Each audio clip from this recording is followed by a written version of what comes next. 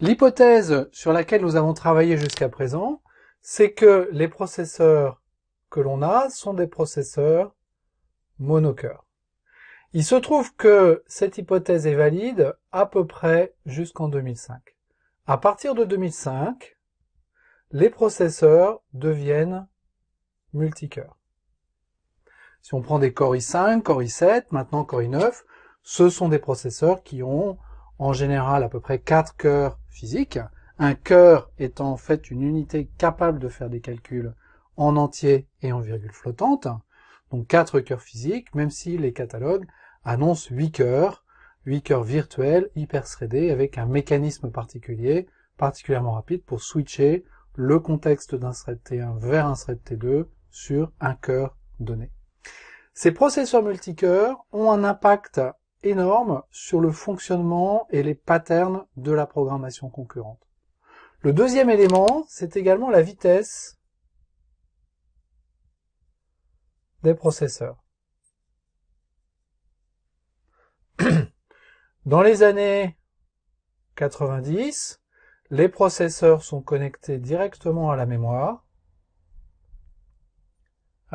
vive, et on accède à cette mémoire vive avec un délai d'environ 70 nanosecondes.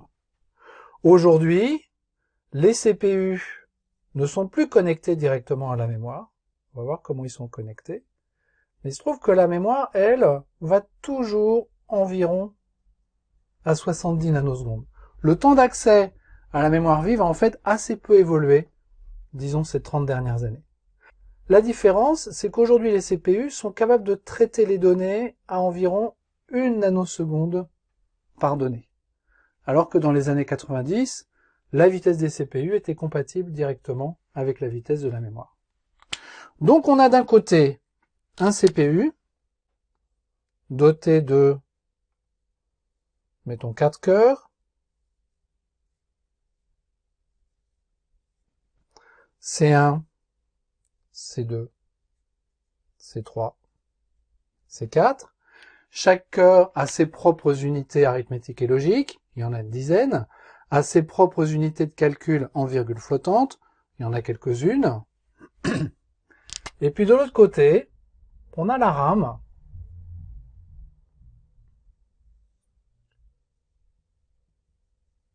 avec des constantes de temps qui ne sont pas du tout les mêmes.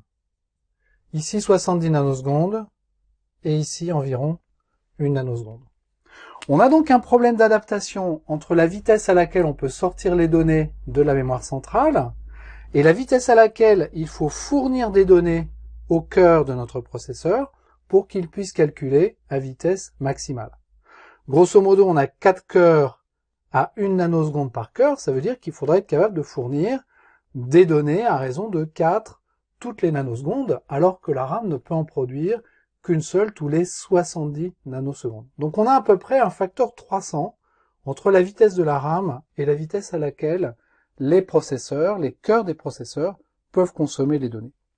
Comment est-ce que ce problème d'adaptation a-t-il été traité? Il a été traité avec un empilement de cache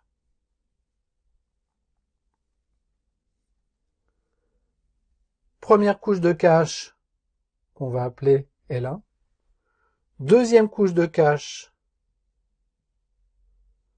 qu'on va appeler L2, et troisième couche de cache qui est partagée entre les cœurs du processeur et qu'on va appeler L3. Ça, c'est une vision un petit peu simplifiée de cette architecture de cache. Les choses sont en fait un peu plus compliquées que ça. Tout ça, c'est à l'intérieur du CPU, c'est sur le silicium du CPU.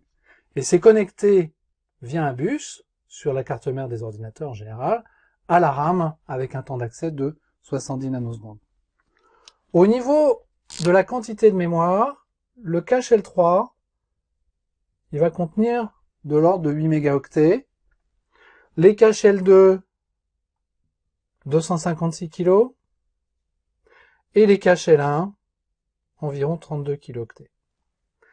La taille de chaque cache diminue au fur et à mesure que l'on se rapproche du processeur, Mais la vitesse à laquelle on peut accéder à chaque cache, elle, va augmenter et va augmenter grandement pour résoudre ce problème d'adaptation entre la mémoire centrale et les cœurs des processeurs.